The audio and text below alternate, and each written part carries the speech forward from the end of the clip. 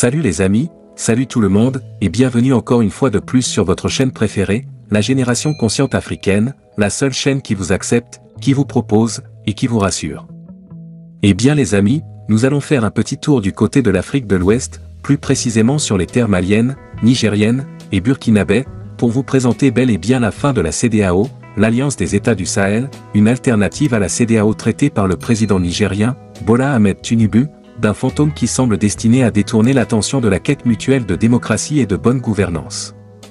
L'Alliance des États du Sahel est devenue une alternative de la CEDEAO, créée pour établir une architecture de défense commune et s'engager dans la lutte contre le terrorisme sous toutes ses formes, la criminalité en bande organisée, et les rébellions armées dans l'espace Sahel.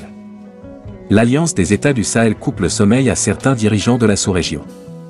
Elle est devenue une alternative, voire la coépouse de la Communauté économique des États de l'Afrique de l'Ouest, qui a sanctionné les États qui la composent lors de la 64e session ordinaire de la CEDEAO. Le président en exercice de cette organisation, Bola Ahmed Tinubu, a qualifié l'AES de fantôme qui semble destiné à détourner l'attention de la quête mutuelle de la démocratie et de bonne gouvernance dans la sous-région. Pour bon nombre d'observateurs, la CEDEAO ne doit pas voir l'AES comme un ennemi ou un fantôme tendant à détourner de la poursuite des rêves collectifs d'intégration de la CEDEAO, tels qu'énoncés dans nos cadres institutionnels et juridiques, mais plutôt une alliance pour lutter contre le terrorisme dans le Sahel, mais aussi dans le golfe de Guinée, en proie au terrorisme. La situation sécuritaire au Sahel et dans le golfe de Guinée interpelle tous les États de l'Afrique de l'Ouest. Je crois que la CEDEAO doit s'appuyer sur l'AES pour lutter contre le terrorisme et la criminalité en bande organisée, aussi bien au Sahel que dans les pays riverains qui longent le golfe de Guinée, qui est aussi une zone stratégique pour le commerce maritime.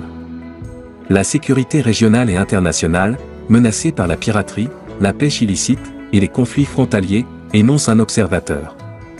Un autre observateur estime que l'Alliance des États du Sahel, c'est pour sauver le Sahel, et qu'il est temps que la CEDEAO sorte de ce carcan imposé par la France pour ses intérêts personnels et égoïstes. L'AES, c'est aussi l'avenir des États de l'Afrique de l'Ouest.